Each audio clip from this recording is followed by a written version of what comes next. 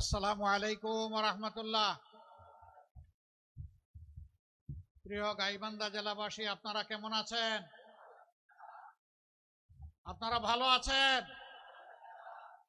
আলহামদুলিল্লাহি রাব্বিল আলামিন, ওয়াসসালাতু ওয়াসসালামু আলা রাসূলিহিল কারীম ওয়া আলা আলিহি ওয়া সাহবিহি ওয়া আহলি বাইতি আজমাইন।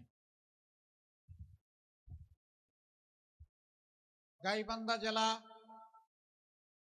10 দলীয় নির্বাচনী অক্ষ কর্তৃক আয়োজিত আজকের এই নির্বাচনী জনসভার সম্মানিত সভাপতি, মঞ্চে বসা আমাদের প্রিয় সংগঠন বাংলাদেশ জামাতে ইসলামী সহ সকল বন্ধুপ্রতিম প্রিয় সংগঠনের কেন্দ্রীয়, আঞ্চলিক এবং স্থানীয় নেতৃবৃন্দ, প্রিয় গাইবান্ধা জেলাবাসী এবং সাংবাদিক বন্ধুগণ, আজ আমি আপনাদের সামনে সত্যিকার অর্থে কোনো বক্তৃতার ফুলঝড়ি ছড়াতে আসেনি। আমি এসেছি আপনাদের একজন হয়ে বাংলাদেশের অতি গুরুত্বপূর্ণ উত্তরাঞ্চলের একটি গুরুত্বপূর্ণ জেলা এই গাইবান্ধার মানুষের সুখ এবং দুঃখের সাক্ষী হতে।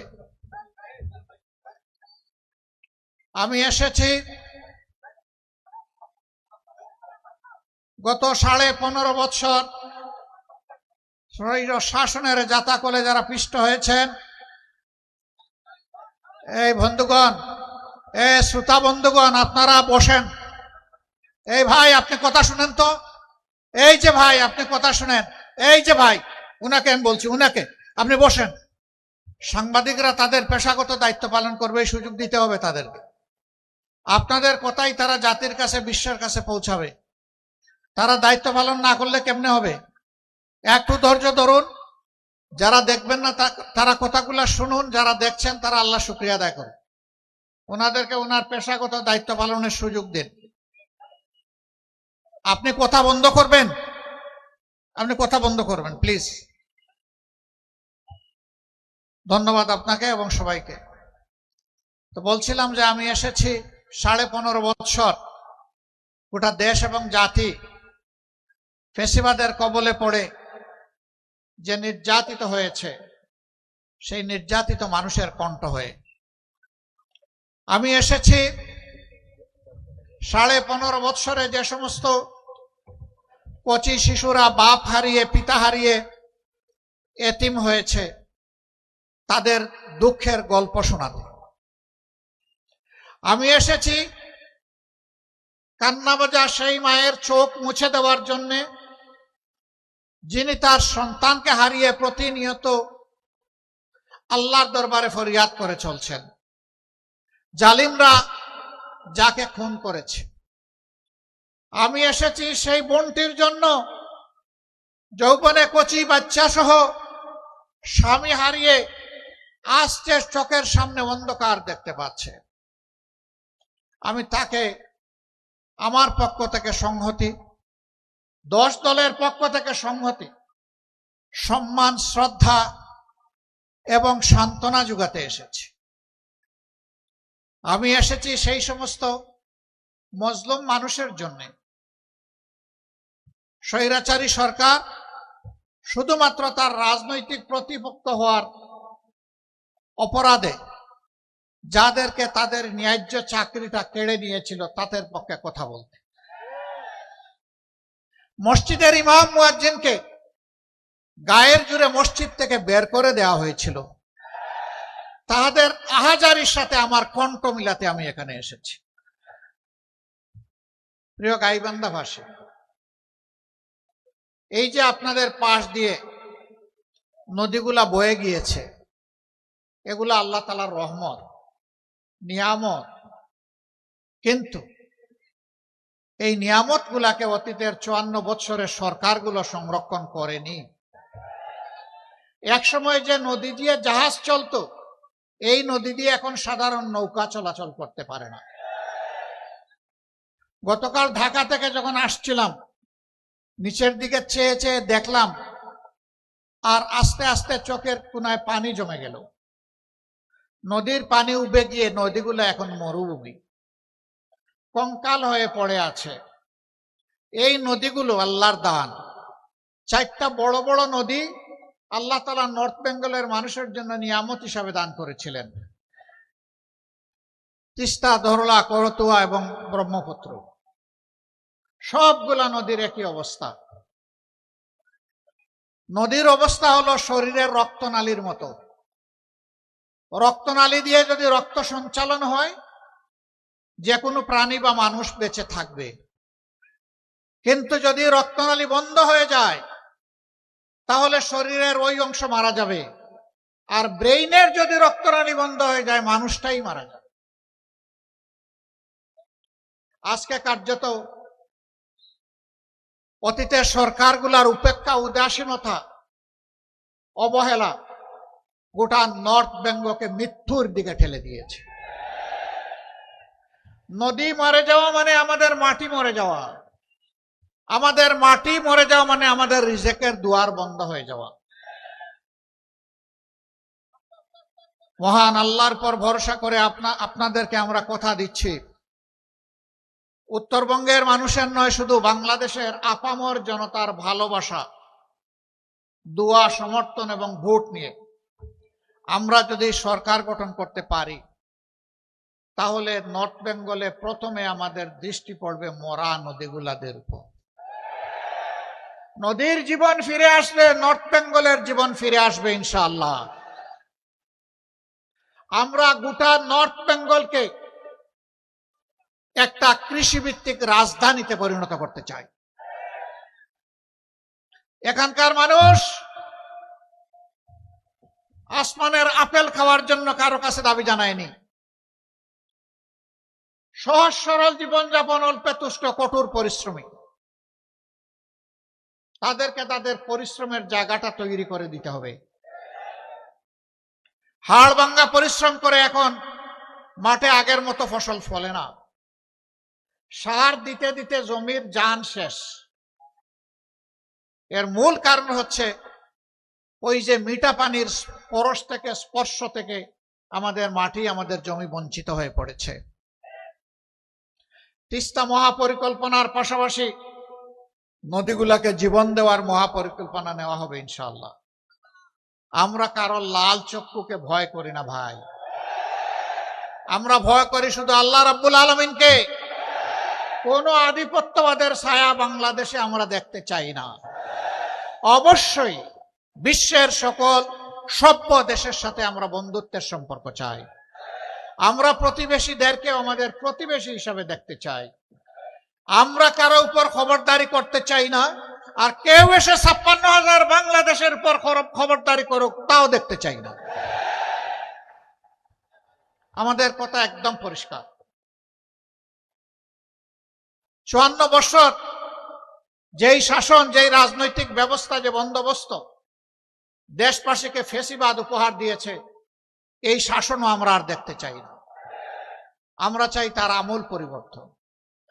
সেই আমূল পরিবর্তনের সময়টা আপনাদেরকে, দেশবাসীকে হাতছানি দিয়ে ডাকছে আগামী 12 তারিখ। একসাথে 2টি ভোট ইনশাআল্লাহ অনুষ্ঠিত হবে, গণভোট আর সাধারণ নির্বাচন। আমি বলবো গণভোট সফল হলে সাধারণ নির্বাচন সফল হবে, তাই গণভোটের পক্ষে হা বলতে হবে।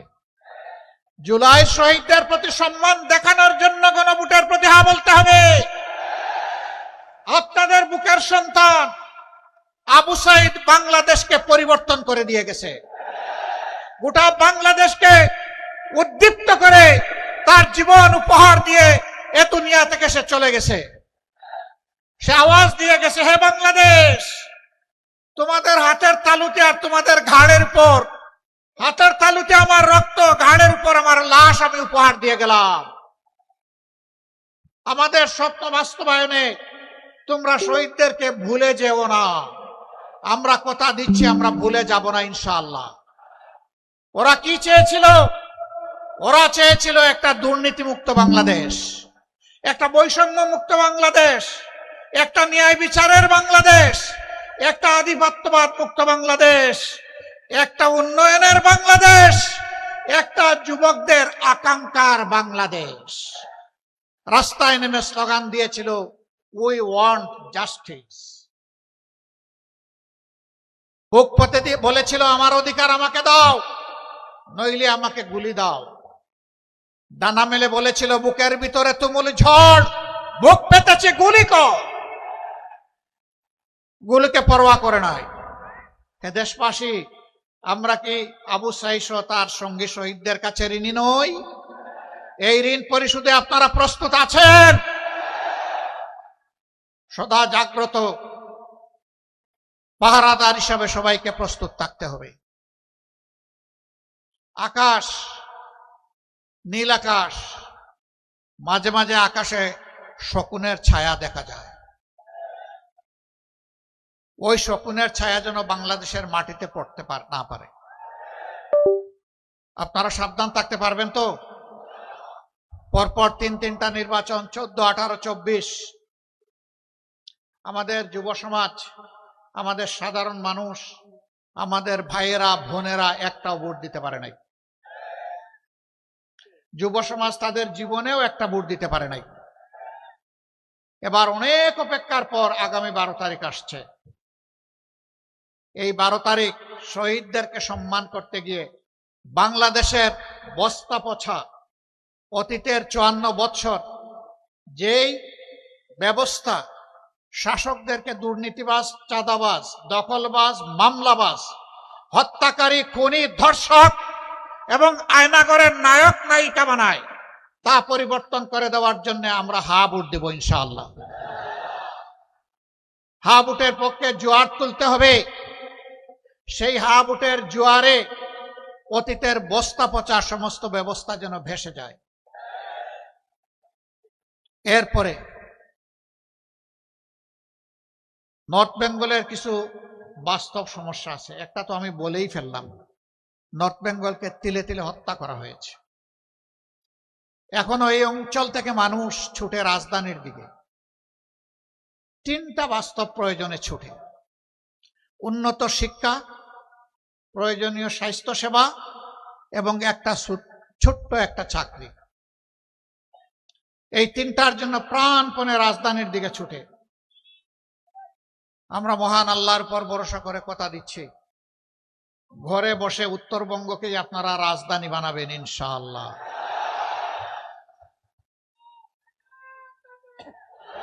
আমরা যুবকদের হাতে আমরা বেকার ভাতা দেব না। বেকার ভাতা বেকার তৈরির কারখানায় পরিণত হবে। আমাদের যুবকরা বেকার ভাতা চায় না।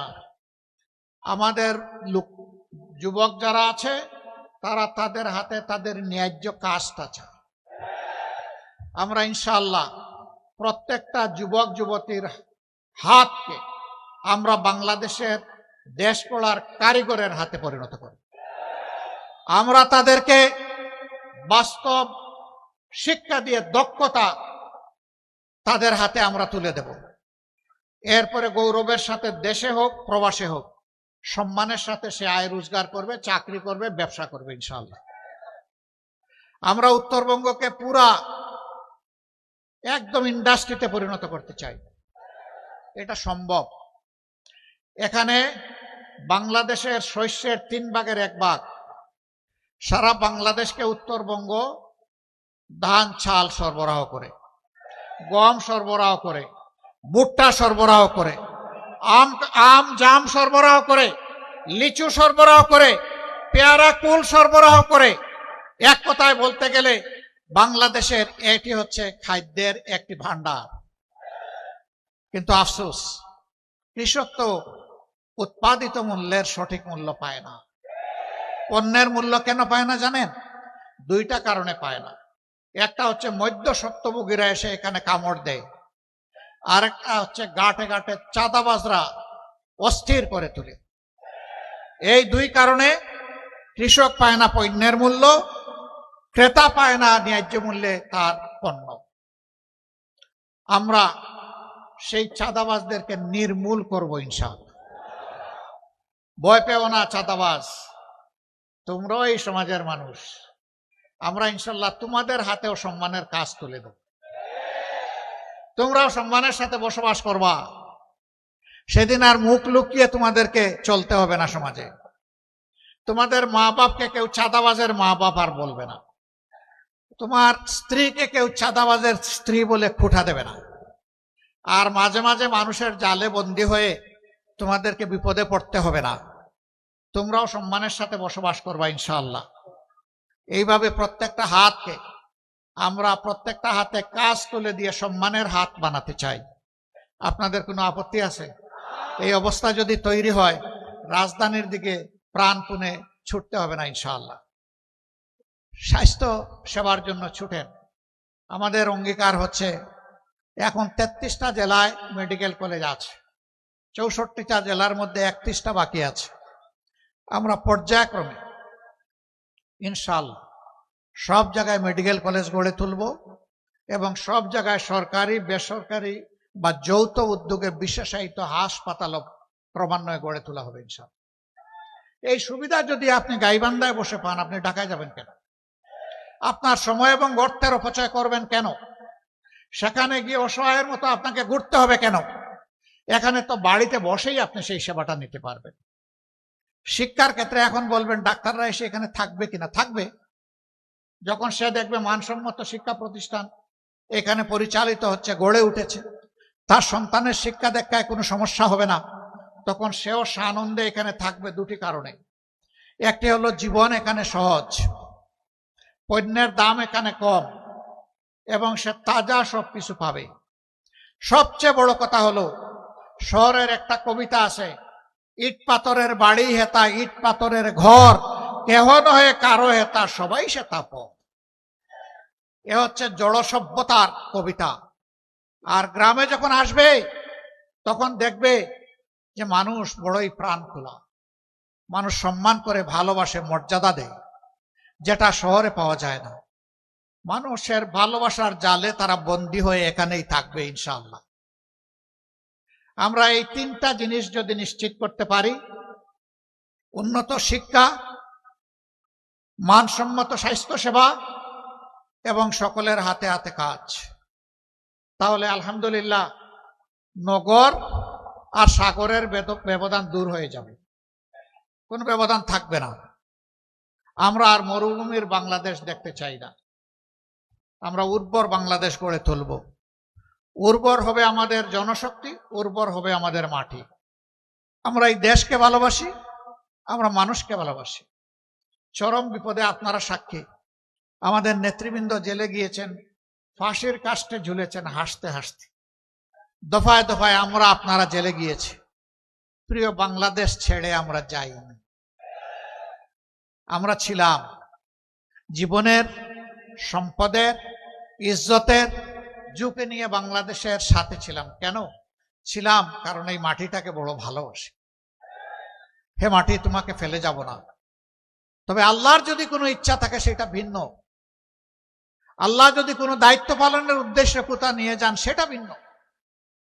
কিন্তু শুধুমাত্র জালিমের ভয়ে দেশ ছেড়ে পালাবো ইনশাআল্লাহ তা করব না।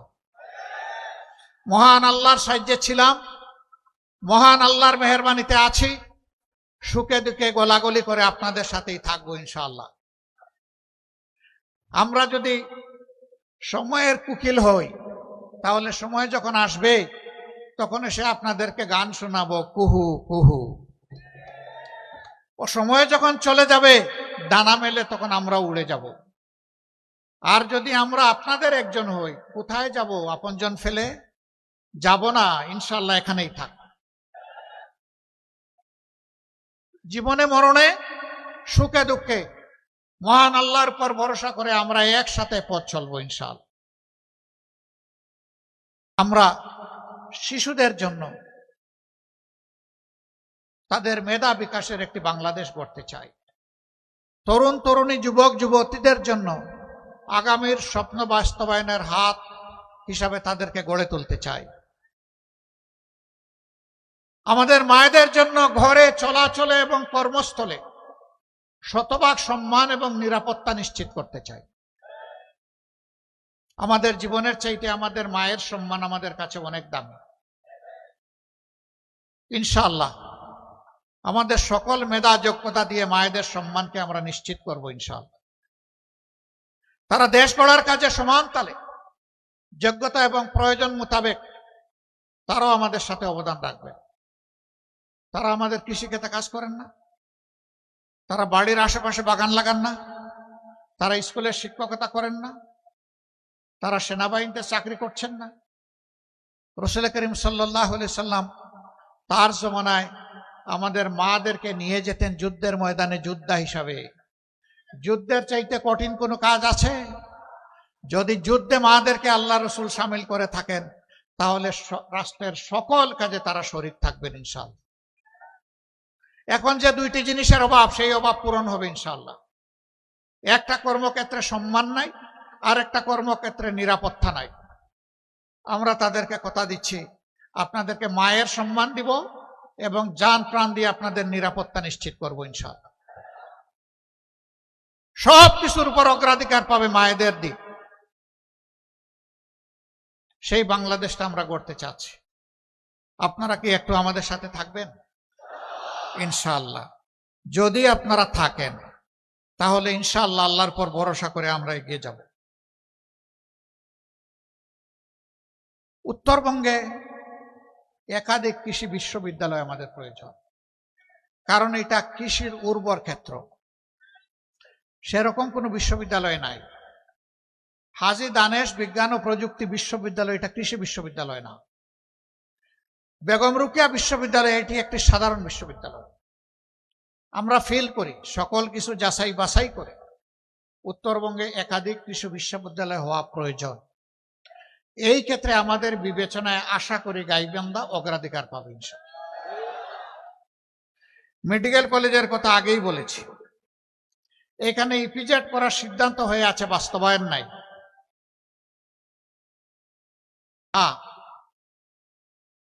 ইপিজেড এখানে হওয়া উচিত কর্মসংস্থানের জন্য এবং আমাদের উৎপাদিত যে সমস্ত পণ্য আছে সেইগুলাকে প্রসেসিং করা, বাজারজাত করা, বিশ্ব বাজার ধরার জন্য, বাংলার বাজার ধরার জন্য প্রয়োজন আছে। আমরা অবশ্যই এটার দিকে মনোযোগ দিব ইনশাআল্লাহ, আপনারা দোয়া করবেন। তারপরে বালাসী বাহাদুরপুর নাকি না বাহাদুরাবাদ, একটা সেতু দুই দিককে বিচ্ছিন্ন করে রেখেছে। আমরা চেষ্টা করব দুইটাকে জোড়া দিয়ে দিতে, আপনারা দোয়া করবেন ইনশাআল্লাহ। এটা বড় কাজ নয়, বড় মনের প্রয়োজন, বড় ভীষণের দরকার। আমাদের চুরির টাকাগুলো যদি আমরা ফেরত পাই আর নতুন চোরদের হাত যদি আমরা অবশ করে দিতে পারি, বাংলাদেশের উন্নয়ন লাফিয়ে লাফিয়ে হবে ইনশাআল্লাহ, লাফিয়ে লাফিয়ে হবে। আপনারা দোয়া করবেন। তারপরে ফুলচুড়ি সাগাটা নদী শাসন না, শুধু ফুলকড়ি সাগাটা না, সকল নদীগুলোকে শাসন করব না। মানুষ বলে নদী শাসন, শাসন করলে তো ওরা ভয় পাবে, নদীগুলো কান্নাকাটি করবে, দুঃখ পাবে না। নদীকে আপন করে তুলে নিব, আমাদের সন্তান বানাবো প্রত্যেকটা নদীকে ইনশাআল্লাহ। নদীগুলাকে, সন্তানকে যেভাবে মানুষ লালন পালন করে, আমরা নদীগুলাকে কুলে নিয়ে সেইভাবে লালন পালন করব ইনশাআল্লাহ। নদীমাতৃক বাংলাদেশ। আমরা এক সময় নদীর কূলে আমরা গিয়ে বসে যাব, মা এখন আমাদের নৌকাটা নিয়ে তুমি চলো, আমাদের জাহাজ নিয়ে চলো, আমাদের লঞ্চ নিয়ে চলো, যা বন্ধ হয়ে আছে। আপনারা দোয়া করবেন। চলার পথে অনেক বাধা আছে, ষড়যন্ত্র আছে। সেই বাধা ষড়যন্ত্র আল্লাহ তাআলা যেন অতিক্রম করতে আমাদেরকে সাহায্য করেন। আমি পরিশেষে ন্যায় এবং ইনসাফের প্রতীক দাঁড়িপাল্লায় 10 দলের পক্ষ থেকে 5টি আসনে এখানে 5 জনকে মনোনয়ন দেওয়া হয়েছে। সবাইকে আপনারা চিনেন। তারপরে আমার নৈতিক দায়িত্ব আপনাদের কাছে আমাদের ভাইদেরকে আমানত হিসেবে উপহার দিয়ে যাওয়া। আপনারা এই আমানত কবুল করবেন, সাথে থাকবেন, পাশে থাকবেন, লড়ে যাবেন, আল্লাহর পর ভরসা করে বিজয় ছিনিয়ে আনবেন। আপনাদেরকে মুবারকবাদ। 1 নম্বর আসনে জনাব অধ্যাপক মাজেদুর রহমান, এই আসনে আগেও জামাতে ইসলামীর প্রতিনিধিদেরকে এলাকার মানুষ তারা নির্বাচিত করেছিলেন। আমরা সেই এলাকার মানুষকে ধন্যবাদ জানাই, কৃতজ্ঞতা জানাই।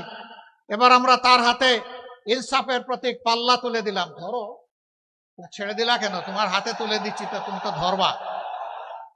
আপনারা ইনসাফের প্রতীকের সাথে থাকবেন ইনশাআল্লাহ। এসপায়ার বাংলাদেশ, আমাদের স্বপ্নের বাংলাদেশের সাথে থাকবেন। সবাইকে ধন্যবাদ। 2 নম্বর আসনে সদরের আসন, ইনিও সাবেক উপজেলা চেয়ারম্যান, আরেকজন সাবেক উপজেলা চেয়ারম্যান, যিনি গাইবান্ধা জেলার সম্মানিত আমির জনাব আব্দুল করিম, তার হাতে আমরা ইনসাফের প্রতীক তুলে দিলাম। এই মানুষগুলাকে দেখতে মায়া লাগে, আসলেই লাগে। হ্যাঁ, যারা দেশ এবং জাতির জন্য পেরেশান হয়ে কাজ করে, মানুষের অন্তরে আল্লাহ তাআলা তাদের প্রতি ভালোবাসা তৈরি করে দেয়। আমরা দোয়া করি এই গাইবান্ধা জেলার প্রত্যেকটি ঘরে ঘরে সেই ভালোবাসার মানুষ যেন আমাদেরকে দান করেন। সবাইকে ধন্যবাদ। 3 নম্বর আসনে অধ্যক্ষ মৌলানা নজরুল ইসলাম সাহেব, ডান দিকে আসেন ভাই, বামে দিব না, ডানে আসেন। আমরা ডানপন্থী রে ভাই, ডানে আসেন। আলহামদুলিল্লাহ। আমরা কোন পন্থী? আমরা কোন পন্থী? ডানপন্থীরাই আল্লাহর মায়ার মানুষ। আল্লাহ তাআলা 2টা পন্থা দান করেছেন, একটা ডান পন্থা, একটা বাম পন্থা। আমরা ইনশাআল্লাহ ডানপন্থী। ওনার হাতে আমরা তুলে দিলাম ইনশাআল্লাহ। তিনিও সাবেক উপজেলা চেয়ারম্যান, একজন নির্যাতিত মানুষ, যাকে আজীবনের জন্য অন্যায়ভাবে শাস্তি দেওয়া হয়েছিল। ও মওলা, তুমি যারে রাখো তারে মারে কে, আর তুমি যারে ধরো তারে ছাড়ে কে। আপনারা আছেন এই ভাইটির সাথে, ধন্যবাদ আপনাদেরকে। তারপরে গাইবান্ধা জেলার সাবেক আরেক আমির, বিশিষ্ট চিকিৎসক, সমাজসেবক, যিনি গরিবের বন্ধু বলে পরিচিত, আমাদের ভাই জনাব ডাক্তার আব্দুর রহিম সরকার। তিনি সরকারে নামের দিক থেকে আছেন, আগামীতে তিনি ইনশাআল্লাহ সত্যিকারের সরকারের অংশ হবেন ইনশাআল্লাহ। আপনারা তার জন্য বুক ভরে দোয়া করবেন, তার বিজয়ের জন্য ইনশাআল্লাহ আপনারা লড়ে যাবেন সমান তালে। সর্বশেষ গাইবান্ধা 5 আসনে সাগাটা ফুলছড়ি, এই আসনে আমরা গাইবান্ধাবাসীকে একজন বীর মুক্তিযোদ্ধা আমাদের পক্ষ থেকে উপহার দিচ্ছি, জনাব আব্দুল ওয়ারেস। তার হাতেও আমরা ইনসাফের প্রতীক দাড়িপাল্লা তুলে দিলাম। ওনারা যুদ্ধ করেছেন 71 সালে, একটি ন্যায় ইনসাফ সাম্যের, একটি অগ্রগতি উন্নয়নের, একটি নিরাপদ বাংলাদেশ দেখার জন্য। তাদের সেই আকাঙ্ক্ষা পূরণ হয় নাই। আপনাদের কাছে আমরা লজ্জিত। এবার যেন সেই আকাঙ্ক্ষা পূরণ হয়ে, আল্লাহ তুমি আমাদেরকে সাহায্য করো। আপনাদের সকলকে মোবারকবাদ। আচ্ছা, সবাই একটু পাল্লা সহ হাত তুলেন। পাল্লা হাতে নেন আর হাতটা তুলেন। 5 জনকে আপনারা একসাথে দেখে নেন। মহান রবের দরবারে সাহায্য চাই। হে আল্লাহ, এই জেলাটাকে তুমি ন্যায় ইনসাফের জন্য কবুল করো, তোমার দিনের জন্য কবুল করো, মানবতার জন্য কবুল করো। সকল ধর্ম বর্ণের মানুষের উপর আমরা যাতে ইনসাফ করতে পারি, আমাদেরকে সাহায্য করো। সকল ধর্ম বর্ণের মানুষকে নিয়ে সুন্দরভাবে একটা সুন্দর দেশ, অহিংস একটা বাংলাদেশ যাতে আমরা গঠন করতে পারি, একটা ঐক্যবদ্ধ বাংলাদেশ গঠন করতে পারি। আল্লাহ তাআলা তুমি আমাদেরকে সাহায্য করো। আপনাদেরকে ধন্যবাদ। মূল্যবান সময় কুরবানি ত্যাগ করে এখানে এসেছেন, কথা শুনেছেন। আমাদেরকে আপনারা দোয়া করে দেবেন। আমরা আপনাদের অন্তরে ভালোবাসার একটা বিছানা চাই। অলিক কোনো কথা আপনাদেরকে বলি নাই, অসম্ভব কোনো ওয়াদা আপনাদেরকে দেই নাই। যা বলেছি ইনশাআল্লাহ আল্লাহ তৌফিক দিলে তার উপরই ভরসা করে তা বাস্তবায়ন হবে ইনশাআল্লাহ। এবং সেই বাস্তবায়ন করা অর্থাৎ ওয়াদার ওয়াজিব পূরণ করা হবে আমাদের দায়িত্ব। আমাদের জন্য দোয়া করবেন। আল্লাহ হাফেজ। বাংলাদেশ জিন্দাবাদ। 10 দলীয় নির্বাচনী ঐক্য জিন্দাবাদ। বাংলাদেশ জামাতে ইসলামী জিন্দাবাদ। দাড়িপাল্লার বিজয় হোক। আসসালামু আলাইকুম ওয়া রাহমাতুল্লাহি ওয়া বারাকাতুহু।